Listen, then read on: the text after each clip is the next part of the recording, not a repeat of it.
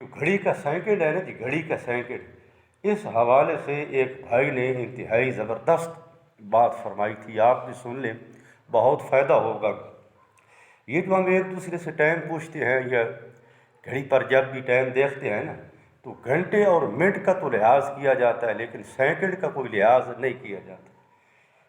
سینکڑ کو ہم نظر انداز کر دیتے ہیں، جب بھی ٹائم دیکھتے ہیں، جب بھی کسی کو ٹائم بتلاتے ہیں، جب بھی کوئی ہمیں کوئی ٹائم بتلائے گی تو سینکڑ کو تو نظر انداز کر دیتے ہیں۔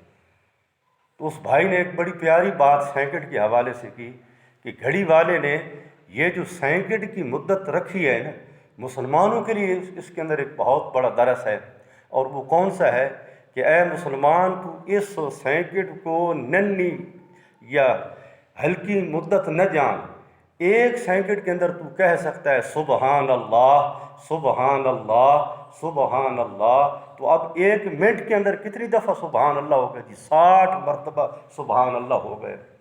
اللہ تعالیٰ ہم سب کو ذکر کی کثرت نصیب فرمائے۔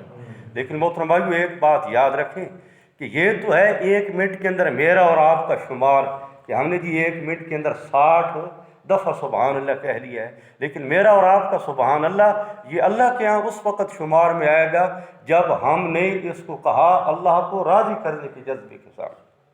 اللہ تعالیٰ ہم سب کو اخلاص والی دولت سے مالا مال فرمائے۔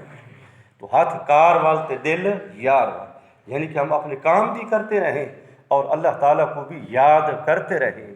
کل محشر کے میدان میں اس کا اجر سامنے آئے گا۔ اللہ تعالیٰ ہم سب کو ذکر کی کثرت نصیب فرمائے۔ وما علینا الا البلاغ المبین۔